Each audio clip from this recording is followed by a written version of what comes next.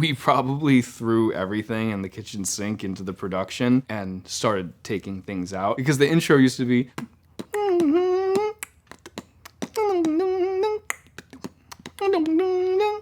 1, 2, 3, 4. It's like too long. No one has the attention span in these TikToky and Gen Alpha days.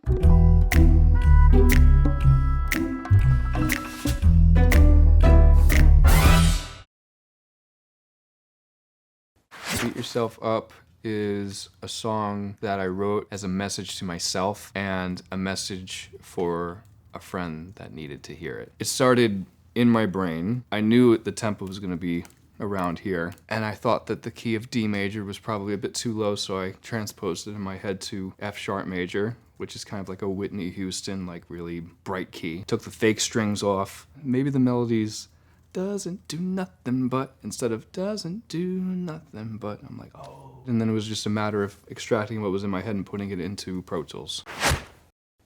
Since you were a boy, you took the weight of the world and held on to it till you fell to the ground. Like you had no choice, you did it for your little girl, so she would never feel the way you do now. When I say, since you were a boy, you took the weight of the world, I might be speaking to like to a mirror and looking right back at me, but I'm also talking to my friend who really at the time needed to hear this. What I was trying to accomplish with that verse, or the picture that I was trying to paint, is to make it universal enough where anybody like yourself could relate to the sentiment of someone, a parent, an aunt, uncle, brother, sister, who would literally do anything for you just to make sure that you feel safe and happy.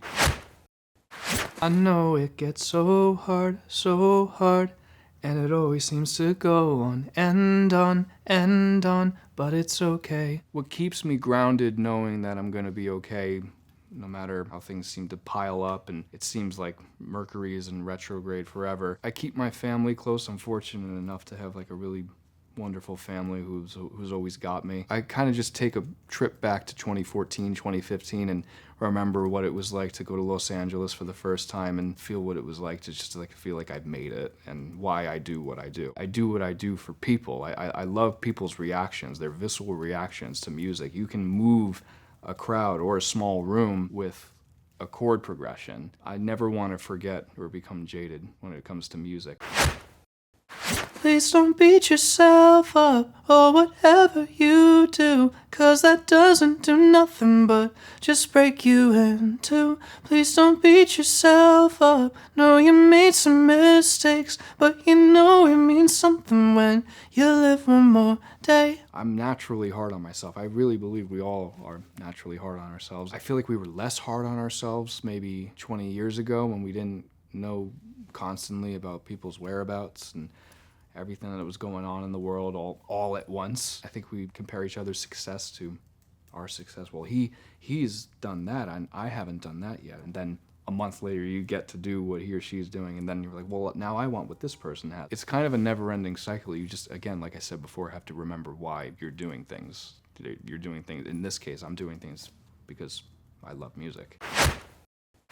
When you're 17 and you're feeling so bold, then realize you gotta do what you're told. 17-year-old Charlie was definitely not bold. I always wanted to be a bit more bold, but I'm always a natural introvert. 17-year-old Charlie wanted to be more bold, but 17-year-old Charlie was just getting the courage to sing in front of people for the first time. I think that was right around the time where I started to do that. Now you're 23, and you're only worth what you sold, but my mother said some things are worth more than gold. I got a ton of great advice from my mom growing up. I joke around and say that my mom was my first A&R, and still today. Like a song will be doing really well, and she was like, I don't like this part here, but I like this part. You should have put this part first. I'm like, oh, I can't really change it now. It's out.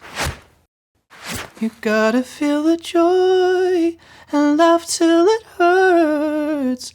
And thank God every day you're still on this earth. Going to this bridge, I actually had the whole orchestra, all the brass section there the same day and had no lyrics to the bridge. If you listen to it, it sounds like the most bare part of the song. It used to be jam-packed with instruments. If I stand by my rule of every 4 or 8 bars, something not dramatic, but just a small change has to happen. For my music, and this song in particular, I want it to be here, here, rise it up, go down, and I consider the bridge to be down here. I have almost barbershop quartet vibes. It's me doing a bunch of oohs, stacking them, and figuring out the lyrics after the fact. You got a voice, it belongs in this world, so hear me out, how do you feel now? It's kind of like when a doctor gives you medicine and it's like, all right, do you feel any better? It's like the song up until that point is just like all wrapped up into like a giant, lack of a better term, pill. And like, do you feel any better? If not, listen to it a couple more times kind of thing.